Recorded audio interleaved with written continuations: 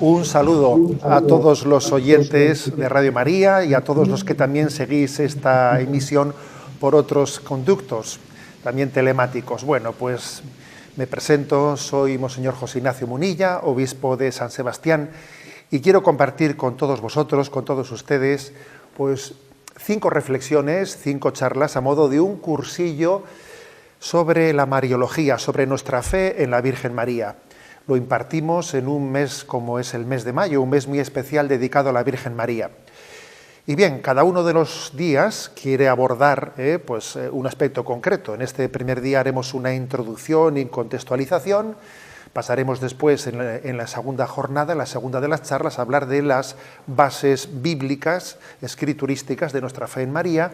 Después hablaremos de su maternidad divina y hablaremos también de la virginidad de María. Después pasaremos a hablar de la Inmaculada Concepción, de la Asunción de María a los cielos, y por último, el último de los días lo reservaremos a la espiritualidad mariana y también a lo que es el culto a la Virgen María. Por lo tanto, hoy, el primero de los días de este cursillo sobre Mariología, al que he puesto como título Madre de nuestra fe, en el primero de los días quisiera, a modo de introducción y de contextualización, pues hablar de cuáles son los motivos principales que nos llevan a subrayar la importancia de la fe en la Virgen María.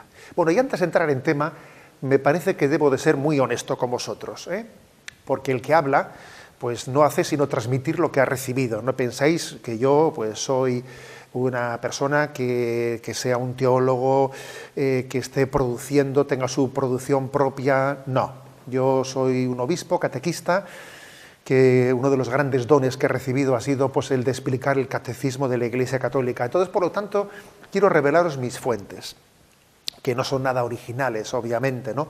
Aquí las originalidades están de sobra. Quiero decir que primeramente me voy a basar en el Catecismo de la Iglesia Católica, que es una gran joya, la gran joya que nos dejó San Juan Pablo II a la Iglesia. Si uno se fija en el índice temático del Catecismo, ve que en distintos momentos se habla de la Virgen María, pero especialmente hay 2 momentos en la explicación del credo, cuando se explica el artículo del credo que dice «fue concebido por obra y gracia del Espíritu Santo y nació de la Virgen María». Allí desarrolla una serie de puntos el Catecismo sobre la Mariología, son de los puntos 484 al 511. En la parte del credo en la que se dice «creo en la comunión de los santos», allí de nuevo el Catecismo se explaya hablando de María, Madre de la Iglesia, son los puntos 963 al 975. Son, digamos, las partes del Catecismo en las que se desarrolla la fe católica mariana en María. Pero también hay otros documentos importantes. Por ejemplo, nuestro queridísimo San Juan Pablo II, el año 2002, nos regaló una carta apostólica llamada Rosarium Virginis Mariae. Seguro que muchos recordáis este momento, cuando San Juan Pablo II dejó como legado la ampliación de los misterios luminosos. A los misterios gozosos, misterios dolorosos, misterios gloriosos, les añadió los misterios luminosos. Eso fue en el entorno de una carta apostólica, Rosarium Virginis Mariae, que también el año 2002, que también me serviré de ella. Y como no, me serviré de 2 encíclicas importantes de los últimos años en la vida de la Iglesia, una de San Pablo VI, llamada Marialis Cultus, que fue una encíclica publicada en el año 1974, después ya del Concilio Vaticano II, en la que San Pablo VI, el Papa Pablo VI, quiso hablar de cómo es el culto a la Virgen María. Yo creo que además lo hizo siendo consciente de que había habido una equivocada recepción del Concilio Vaticano II, que había llevado a que muchos olvidasen a María. Habían entendido mal la doctrina del concilio, como si la doctrina del concilio hubiese que traducirla en quitar altares a la Virgen María y quitar los santos.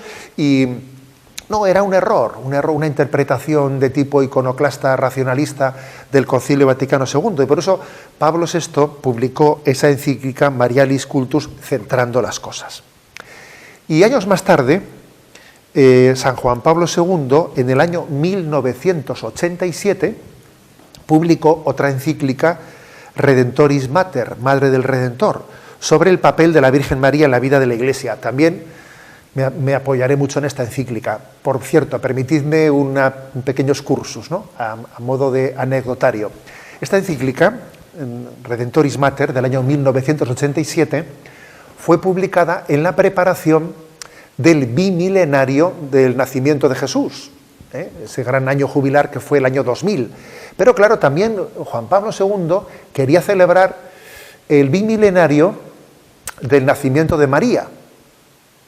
Entonces, claro, la Virgen María, pues ¿qué años tendría cuando fue madre de Jesús? Y entonces se hizo un cálculo que a nosotros nos puede llamar la atención, porque en aquel tiempo la maternidad era a edades muy anteriores, mucho más tempranas de lo que es actualmente, ¿no? Entonces sabemos que las doncellas judías se consideraban casaderas a partir de los 12 años y 6 meses, y que un año más tarde, con 13 años y 6 meses, ya pues se procedía al compromiso matrimonial. Y por lo tanto, María, como una doncella judía, pues sería madre de Jesús muy joven, muy joven. Pudo tener, pues según el protoevangelio de Santiago, uno de esos evangelios apócrifos, dice que María pues fue madre de Jesús con 15 años.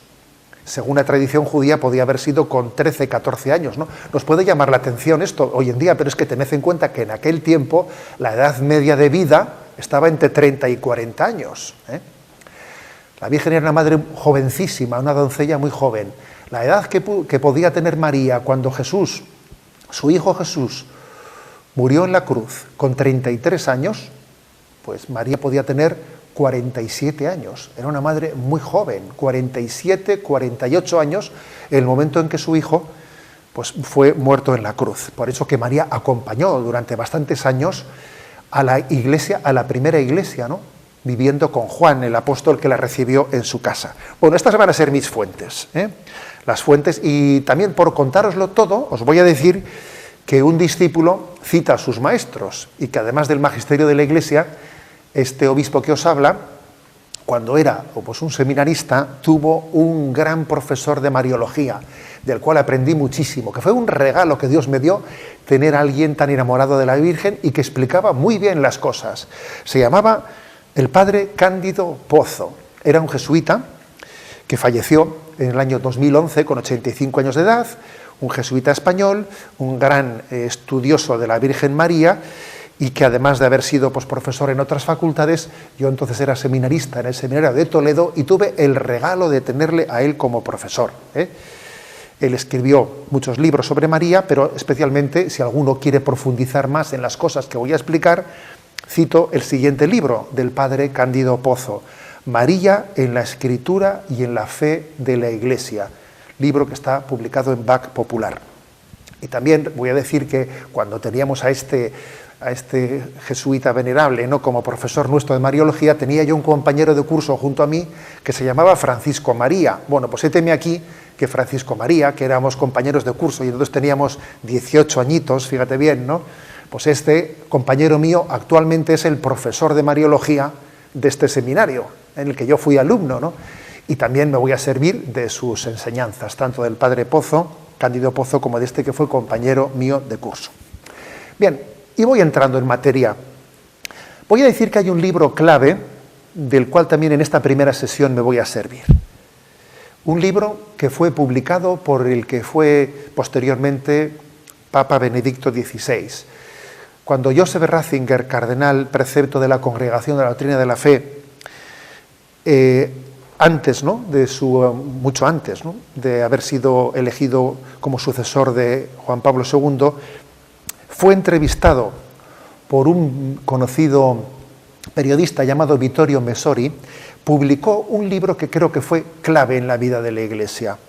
En el año 1985 publicó un libro llamado Informe sobre la Fe. Yo me ordené sacerdote el año siguiente, el año 86, y aquel libro a mí me hizo un bien inmenso, porque eran años en los que se estaba originando una crisis muy grande en la vida de la Iglesia, en la que se estaba, como he dicho antes, recibiendo de una manera muy equivocada la enseñanza del Concilio Vaticano II, en una clave de discontinuidad, de romper con la tradición.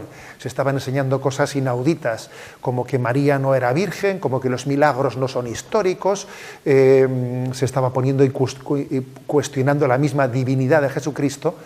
Y entonces, claro, pues en aquel libro llamado Informe sobre la Fe, Joseph Ratzinger, cardenal precepto de la Congregación de la Doctrina de la Fe, también puso su llamada de atención, encendió la voz de alarma sobre la gran crisis que se estaba viviendo, crisis que Juan Pablo II afrontó con mucha decisión, y todavía, obviamente, pues no tenemos que bajar la guardia porque esa crisis sigue, ¿no? La crisis de la secularización interna en la vida de la Iglesia, porque lo peor no es la secularización que acontece en la sociedad, sino que nosotros, dentro de la Iglesia, a veces asumimos formas de pensamiento que son propias del mundo y no de la Iglesia, ¿no?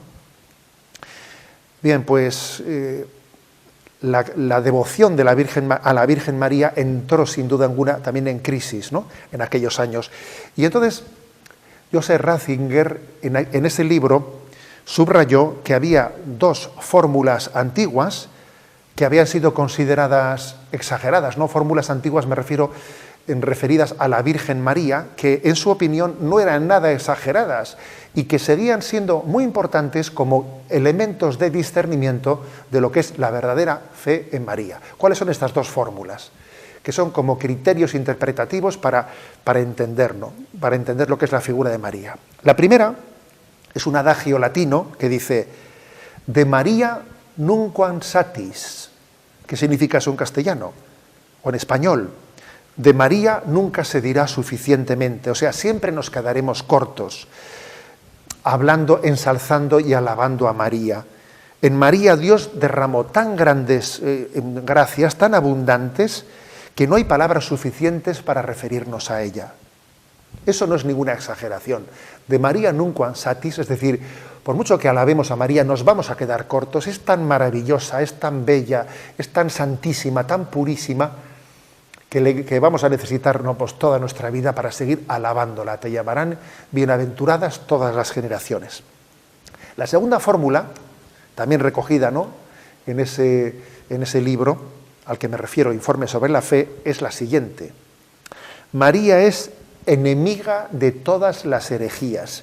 Es decir, la tradición católica siempre había dicho que la mariología está tan íntimamente conectada con el resto de los tratados teológicos que cuando hay un error en alguna otra materia de fe, eso se resiente en la mariología. O sea, la fe en María se queda afectada cuando negamos, por ejemplo, pues la divinidad de Jesucristo o la ascensión a los cielos. O sea, es decir, todos los artículos de la fe están perfectamente ligados. Es como un castillo de naipes en el que si uno quita una carta de abajo, pues se resiente el conjunto entero, ¿no?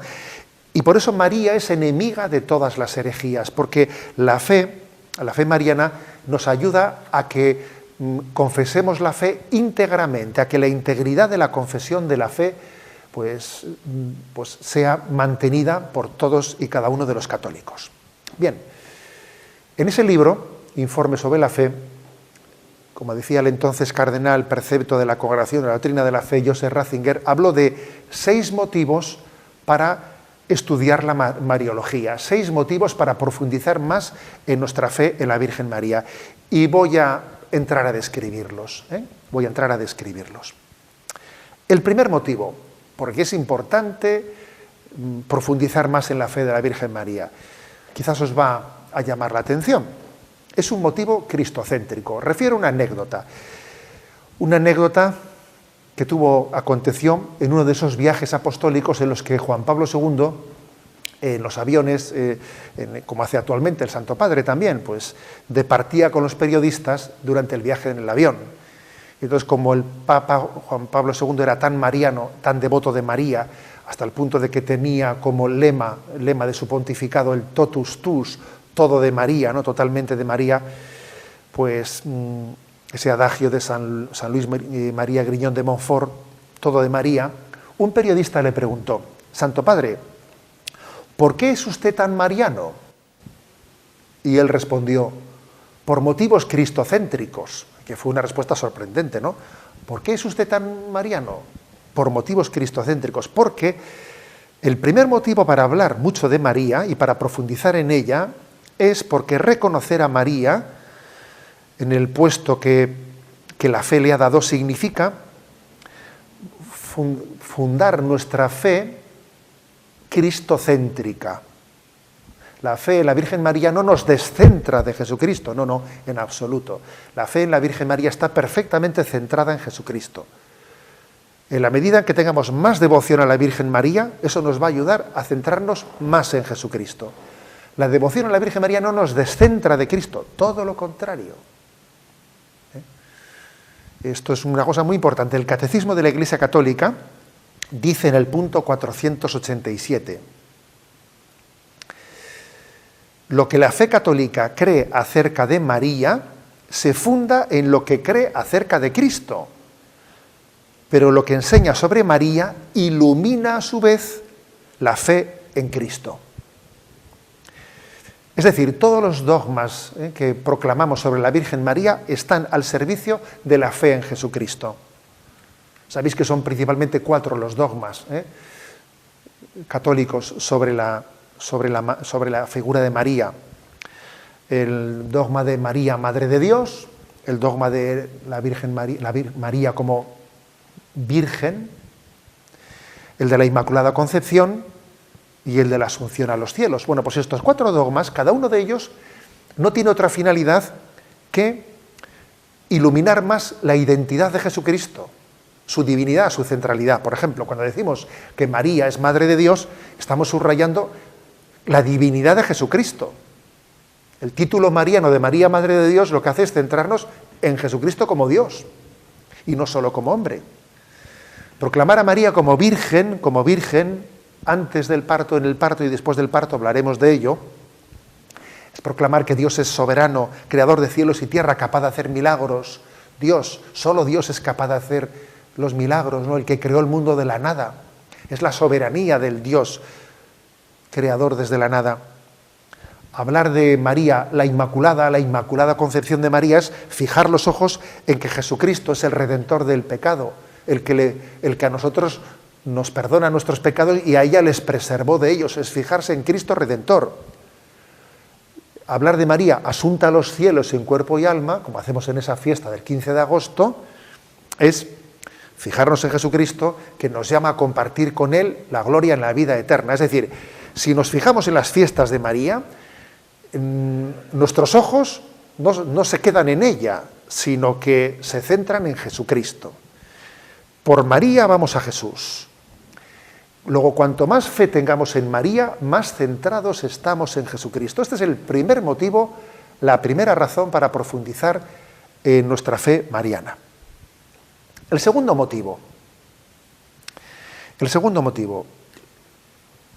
la fe en María nos ayuda a tener una plena recepción de la revelación de Dios. Dice así, ¿no? En aquel libro, Informe sobre la Fe, el entonces cardenal precepto de la Congregación para la Doctrina de la Fe, Monseñor Joseph Ratzinger, dice así: nuestra fe mariana, además de ser cristocéntrica, nos enseña a entender y a recibir bien la revelación, tal y como la fe católica la explica, ¿no? Porque la fe católica dice que la revelación de Dios la recibimos a través de dos cauces, ¿no? Las Escrituras, las Sagradas Escrituras y la tradición. Esto es una afirmación que la hace el Concilio Vaticano II en la Constitución Dei Verbum, número 9, en la que dice Dios ha tenido dos cauces para transmitir la revelación, que son la Biblia, la Sagrada Escritura, pero ojo, también la tradición de la Iglesia. A través de la tradición de la Iglesia también recibimos la revelación de Dios. ¿Cómo es esto? Bueno, porque el Espíritu Santo no solo se limitó a inspirar a los autores sagrados de los libros bíblicos, sino que también conforme a la promesa de Jesús, el Espíritu Santo también está actuando en la tradición de la Iglesia. Fue Jesús el que dijo, recordad, yo os enviaré el Espíritu Santo después de que Jesús ascendiese a los cielos. Y Él, el Espíritu Santo, os irá explicando todo cuanto os he enseñado. Él irá explicando todas las palabras de Jesús hacia la verdad plena. Luego, la revelación la recibimos no solo de lo que está escrito en la Sagrada Escritura, sino también recibimos la revelación de esa tradición que el Espíritu Santo, a través del magisterio de la Iglesia, nos ha ido permitiendo entender con más profundidad el significado de la Sagrada Escritura. Pues bien, tengamos en cuenta que la Mariología, nuestra fe en María, supone una justa relación e integración entre la Biblia y la tradición como las fuentes desde las cuales hemos ido configurando la fe en la Virgen María. Estos 4 dogmas de la Virgen María, a los que me he referido antes, ¿no? La maternidad divina, la virginidad perpetua, la Inmaculada Concepción, la Asunción de María a los cielos, estos 4 dogmas, algunas veces hemos escuchado, ¿no? Pues sobre todo a personas del ámbito protestante o evangelista. ¿Y esto en qué parte de la Biblia está? ¿En qué pasaje de la Biblia está? Ojo, claro que hay bases escriturísticas, ya las explicaremos, pero es que también la fe en María no solo viene de la Sagrada Escritura, sino que la revelación también la recibimos de la tradición de la Iglesia, porque el Espíritu Santo se comprometió, por las palabras de Jesús, a acompañar a la Iglesia desde el mismo momento en que Jesús ascendió a los cielos, para irnos haciendo entender, profundizar el sentido último y profundo de las palabras de Jesús.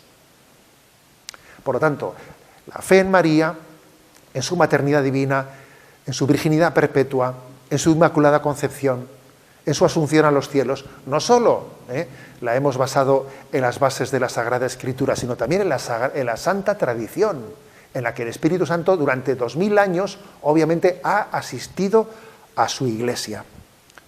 Recordad ese texto. Os conviene que yo me marche al cielo, dice Jesús, porque si yo no me voy, no vendrá a vosotros el Espíritu Santo, y Él llevará a su término, a su plenitud, todo cuanto os he explicado. Esta es la segunda razón, por lo tanto, para estudiar bien la Mariología. La primera es para centrarnos bien en Jesús. Cuanto más fe tengamos en María, mejor centrados estaremos en Jesús. La segunda, hemos dicho, es la de la recepción plena de la revelación a través de la Escritura y de la tradición. En tercer lugar, la tercera razón, que está esgrimida en ese libro de informes sobre la fe. María nos ayuda a tener una visión de conjunto de la Sagrada Escritura, de entender cómo hay un lazo de unión entre el Antiguo Testamento y el Nuevo Testamento, entre el judaísmo y el cristianismo, entre la sinagoga y la Iglesia. ¿Sabéis una cosa? Que el judaísmo y el cristianismo no son 2 religiones. En el fondo es una sola. ¿María qué era? ¿Judía o cristiana? María era una fiel judía que dio a luz la cumbre del judaísmo, que fue Jesucristo. María es una fiel judía y es una fiel cristiana. Es que el judaísmo y el cristianismo no son 2 religiones. Es que el judaísmo ha nacido de la revelación de Dios para dar a luz a Jesús, el cristianismo. Luego María ayuda en gran parte, en gran medida, ¿no?, a entender la unión del Antiguo y del Nuevo Testamento. María formó parte del resto fiel del pueblo judío que esperaba la llegada del Mesías. Por eso insisto, judaísmo y cristianismo no son 2 religiones, es una. Y María, ella es la imagen del Antiguo Testamento y del Nuevo Testamento plenamente fundido. Cuarta razón para profundizar en la Mariología. Es importante que la fe sea algo que nazca del corazón, no solo de la mente, no solo de la razón. Y la devoción a la Virgen María pone corazón, pone sentimiento en la religiosidad. Cuando una religiosidad no tiene a María, cuando hemos abandonado la figura de la Virgen María, nos falta corazón, nos falta sentimiento, la fe es demasiado fría. Los racionalismos han hecho mucho daño al cristianismo. Los racionalismos, a veces disfrazados de teologías, por cierto, a veces calientan la cabeza y enfrían el corazón. Por desgracia ha habido mucha teología racionalista, ¿no?, en esos años de crisis del posconcilio. Permitidme una anécdota también, una anécdota de San Juan Pablo II, cuando en el año 82 visitó España, pues visitó muchos lugares, entre ellos también visitó la cuna de los teólogos, ¿no?, la Facultad de Salamanca, y allí en Salamanca, cuando se dirigió a los teólogos, les dijo la importancia de que la teología sea arrodillada. Ojo, la teología tiene que ser arrodillada. La teología no tiene que ser cosa de libros. Sirve de muy poco tener la cabeza llena de teorías si el corazón no arde de amor. Por eso la devoción a la Virgen María hace que el corazón arda, no solo que la mente se llene de ideas, ¿no? Una religiosidad sin María es una religiosidad sin corazón, sin sentimiento. Y obviamente no estoy hablando de puro sentimentalismo, sabemos que es más importante la convicción que el sentimiento, pero la convicción va acompañada generalmente del sentimiento. Una sana religiosidad tiene que tener un equilibrio entre la razón y el sentimiento. Y María nos ayuda en gran medida a poner corazón y sentimiento en nuestra fe. El corazón tiene razones que la mente no es capaz de comprender, ¿no? Por eso la devoción a María, bueno, pues garantiza que la fe sea sentida, que brote del corazón, que brote de lo más íntimo, ¿no?, que se nos salten las lágrimas cuando desde la invocación de la Madre nos acercamos al misterio de Dios. Esa es una razón importante. Quinta razón para profundizar más, ¿no?, en el estudio de la Virgen María. Pues fijaros, una razón de tipo eclesial, porque la Virgen María muestra a la Iglesia cuál es la vocación eclesial. ¿Cuál es la vocación eclesial? A ver, ¿la Iglesia para qué está? ¿Para qué está? Pues nos lo dice María, nos lo enseña la Virgen María. La Iglesia está para ser madre. Es que sin la Virgen María la Iglesia no sabe cuál es su vocación, no sabemos para qué estamos. María muestra a la Iglesia su naturaleza, ser madre. La Iglesia está para ser madre. Entre la Iglesia y la Virgen María hay una iluminación mutua. Es una iluminación mutua. Digamos que María es figura, imagen, modelo de la Iglesia, y por lo tanto es importantísima para que entendamos el ser de la Iglesia.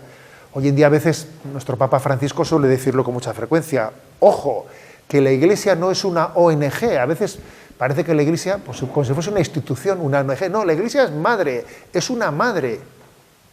Luego no la organicemos, no la presentemos, ¿no?, como si fuese una institución llena de oficinas, una ONG. No, la Iglesia antes que nada es madre. Y frente a la tendencia a hacer de la Iglesia pues un puro moralismo, pues nosotros especialmente estamos llamados a descubrir a partir de María en ella alguien que da a luz a sus hijos, ¿no?, para la vida de gracia, para la vida del mundo. A veces hemos reducido la fe a una abstracción, y una abstracción no tiene necesidad de madre. Y nosotros recurrimos a María como aquella que nos ayuda a dejarnos cuidar por la Iglesia. María dice: mira, la Iglesia es un reflejo mío.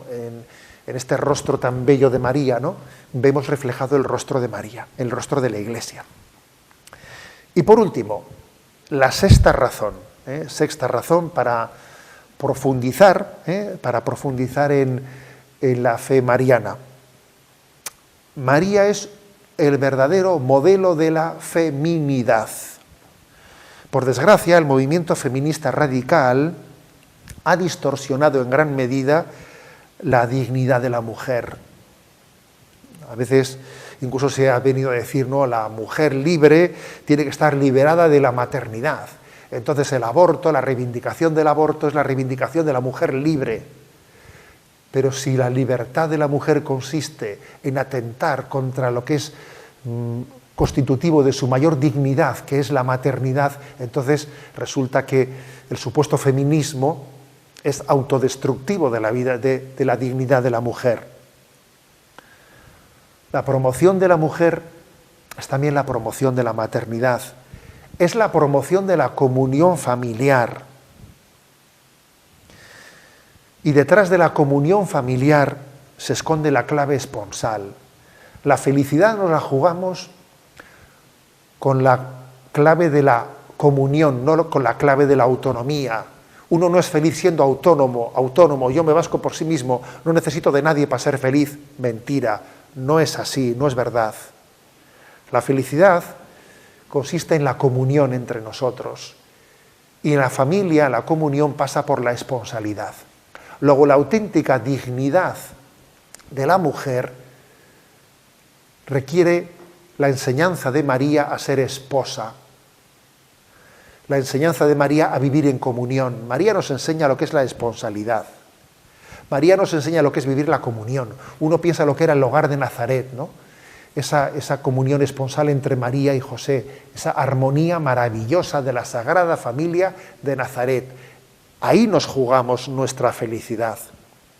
Fijaros, la felicidad, la dignidad de la mujer nos la jugamos en la comunión de la familia. Recuerdo una viñeta humorística, ¿no?, que vi en un periódico con motivo de las jornadas feministas, etcétera, y le preguntaba una mujer a la otra, le decía: ¿es usted feminista? Y la otra mujer, que estaba rodeada de sus hijos, decía: no, yo soy familiarista, ¿no? Porque la clave de la dignidad de la mujer no está en la lucha por el poder.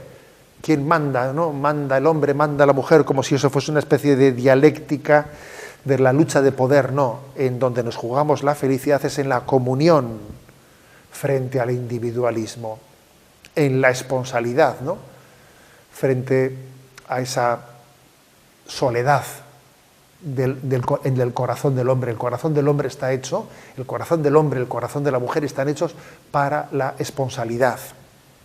Por tanto, María es el verdadero modelo de feminidad.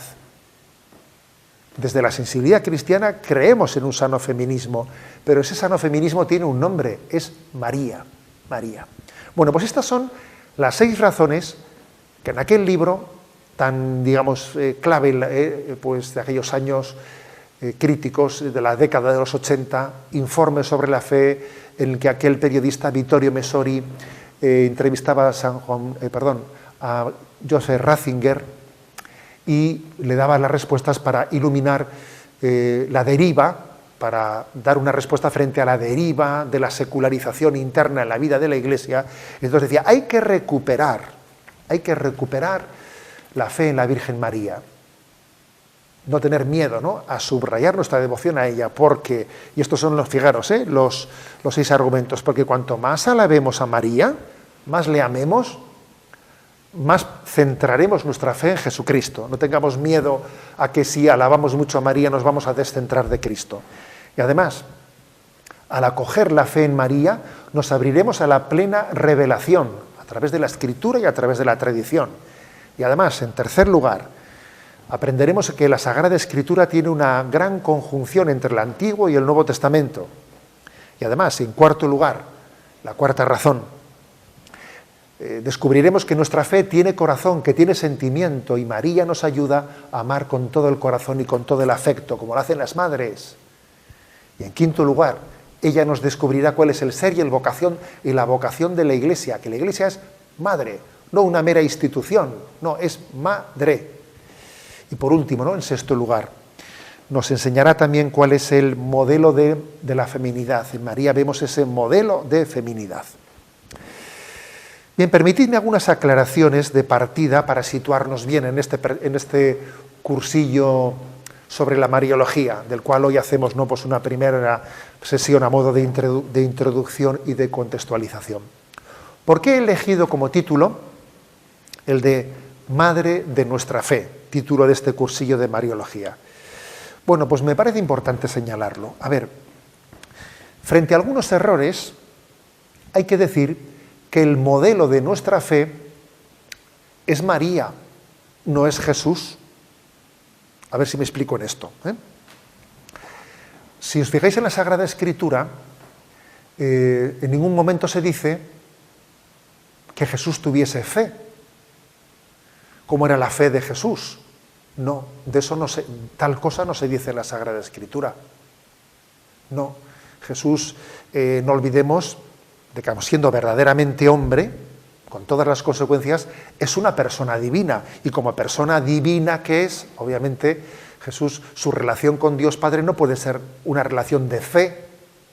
No puede ser una relación de fe. Sería un grave error. Ese es un error. El decir que Jesús es nuestro modelo de fe es un error que el magisterio de la Iglesia en más de una ocasión ha refutado en algunos autores, ¿no? Por ejemplo, conocidos autores como Leonardo Boff o John Sobrino han hecho afirmaciones erróneas del tipo de que Jesús fue un extraordinario creyente y tuvo fe, que la fe fue el modo de existir de Jesús. Eso es incorrecto, ¿eh? La relación filial que Jesús tenía con el Padre es singular e irrepetible, no es como la nuestra. Jesús no es un creyente como nosotros, no. Jesús tiene una intimidad con el Padre porque es persona divina. Y como persona divina tiene una intimidad con el Padre que está en un orden muy superior al de la fe, ¿no? De hecho, el Evangelio de San Juan subraya cómo Jesús ve al Padre. Por ejemplo, en el capítulo 6 de San Juan, versículo 46, aquel que ha venido de Dios, éste ha visto al Padre. Jesús goza de una visión que va más allá de la fe. Y es que si Jesús fuese un mero creyente como nosotros, pues no podría ser el revelador del Padre. Es que Jesús nos revela al Padre para que nosotros tengamos fe.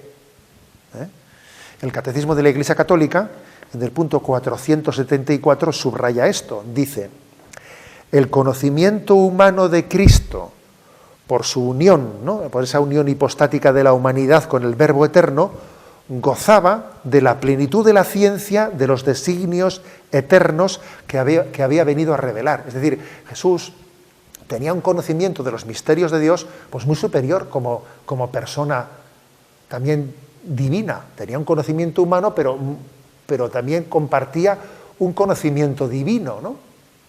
Bueno, pues esto es importante. Por eso he querido elegir como título de este curso Madre de nuestra fe. Porque, como digo, Jesús no es el modelo de nuestra fe, no, es María el modelo de nuestra fe. Jesús es el revelador del Padre. Y María es nuestro modelo de fe. Ella es la discípula de Jesucristo. Ella es la imagen del verdadero discipulado. ¿Os acordáis de, no sé si vosotros en vuestra infancia, ¿no?, tuvisteis el mismo catecismo que yo tuve, Nos preguntaban, ¿eres cristiano? Soy cristiano por la gracia de Dios.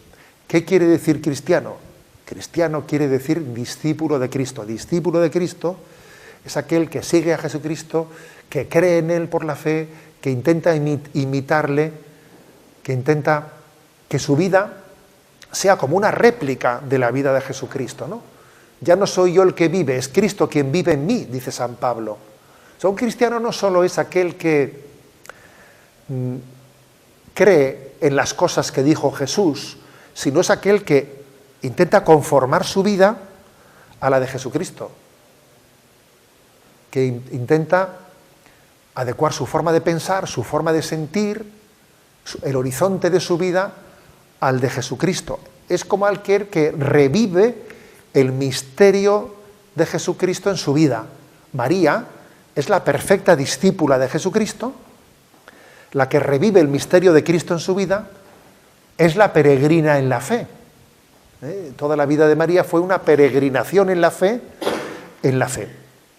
Pues bien, fijaros cómo, para iluminar esto, hay muchas fiestas marianas que son en el fondo como un eco del misterio de Jesús. Por ejemplo, se celebra el día del Sagrado Corazón de Jesús. Bueno, al día siguiente es el Corazón Inmaculado de María. ¿Por qué? Porque el Sagrado Corazón de Jesús lo que quiere es que en nosotros se vaya conformando un corazón a su imagen y semejanza. Y María fue aquella, la perfecta discípula, la perfecta creyente que conformó su corazón a imagen del corazón de Jesús. Entonces, al día siguiente del corazón de Jesús es el corazón inmaculado de María.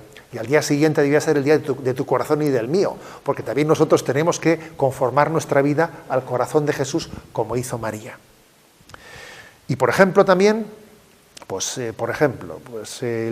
celebramos la festividad de Cristo Rey, pero luego también celebramos la festividad de María Reina.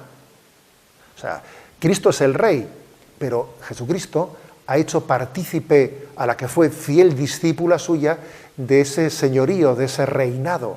Estamos llamados a reinar con Cristo. En la medida en que somos fieles a Jesucristo, de que le seguimos, también nosotros somos reyes con Él, como lo es María. O por ejemplo, la festividad del Buen Pastor. Festividad del Buen Pastor. Y curiosamente hay una advocación de la Virgen María, que está nacida en Sevilla, en Sevilla, en España, allá por el año 1703, una advocación que se llama de la Divina Pastora. O sea, a la Virgen María se le llama Divina Pastora en el sentido de que solo hay un único pastor, que es Jesucristo. Pero Jesús, a los que son fieles seguidores suyos, les hace copartícipes, les hace partícipes, por su misericordia, de su don de pastorear al pueblo de Dios. Y María nos cuida. Cuando su hijo le dijo, ahí tienes a tu hijo, cuídalo, pues eso es lo que María está haciendo. También es una pastora, está pastoreándonos.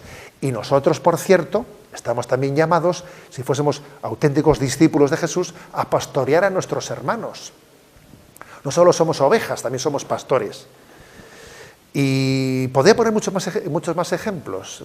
Por ejemplo, el 14 de septiembre se celebra la exaltación de la Santa Cruz. Al día siguiente, el 15 de septiembre, se celebra María, Madre de los Dolores. O sea, la Virgen María participa de esa pasión de su Hijo. Jesús sufrió la cruz, pero también esa espada que atravesó el corazón de Jesús también pasó por el corazón de María. Le atravesó la espada a su corazón. O sea, que el misterio de Jesús y de María está totalmente unido. María es como un eco de la vida de Jesús. María es nuestro modelo de fe, la que ha sabido imitar a Jesucristo en la fe. Corazón de Jesús, corazón de María. Buen pastor, divina pastora. Cristo Rey, María Reina. Exaltación de la Santa Cruz, nuestra Madre de los Dolores. Etcétera, etcétera, ¿no? O sea, vemos en María ese modelo de imitación de Jesucristo. Estamos llamados a ser otro Cristo. ¿Qué es un cristiano? Otro Cristo. Otro Cristo. Eso ha sido María. María ha sido otro Cristo. Y es maravilloso entender, ¿no?, que en María vemos lo que Dios quiere hacer en nosotros. Es nuestro modelo de fe, es nuestra madre de la fe. En el fondo, fijaros, y voy a concluir con esto, entre el misterio de Jesús y la figura de María ha habido una integración, una colaboración máxima. Fijaros cómo el día 25 de marzo, el día de la Encarnación, o el día de la Anunciación, ese día de la llegada, de la entrada del Verbo en el mundo, en el que comienza esa gestación en el seno de María de la vida de Jesús, 9 meses antes del 25 de diciembre, cuando Jesús nace, ¿no? El día de la Encarnación, el día de la Anunciación, es una fiesta que la podemos llamar con estos dos nombres, Día de la Encarnación y Día de la Anunciación, porque es un día, es un misterio en el que el don de Dios y el sí de María acontecen al mismo tiempo. Dice la carta a los Hebreos, capítulo 10, versículo 7. Al entrar en el mundo, el Verbo, ¿no?, dijo, he aquí que vengo a hacer la voluntad del Padre. He aquí que vengo a hacer tu voluntad. El Verbo, al entrar en el mundo, en la Encarnación, dijo, he aquí que vengo a hacer tu voluntad. Y en ese mismo momento, lo tenéis en Lucas 1:38, María dijo, he aquí la esclava del Señor, hágase en mí según tu palabra. Es decir, Jesucristo es el hágase y María también es el hágase. Jesucristo nos ha redimido diciendo hágase, que se haga la voluntad del Padre. Y María ha replicado ese hágase en su vida. Ser cristiano es decir que se haga la voluntad de Dios. Ser cristiano es decir hágase. Y eso lo pronunció Jesucristo. Al entrar en el mundo el Verbo dijo tal cosa, ¿no? Ante el Padre: Padre, envíame, aquí me tienes. He aquí que vengo a hacer tu voluntad. Soy enviado al mundo para hacer la voluntad del Padre, para la redención del mundo. Y en ese mismo momento, como un eco del sí de Cristo al Padre, María pronuncia su sí propio. Dice: hágase. Por eso el misterio de Cristo y el misterio de María están tan unidos que es como un eco. Todos sabemos lo que es un eco, ¿no? Cuando alguien grita y se escucha esa palmada en el eco del valle. María es el eco del sí de Cristo a la voluntad del Padre. Es nuestro modelo de fe. Y entonces, bueno, pues sencillamente os deseo que este cursillo, ¿no?, que vamos a desarrollar pues a lo largo de esta semana, en estas 5 sesiones, pues nos permita ir adentrándonos poco a poco en este misterio de María como madre de nuestra fe.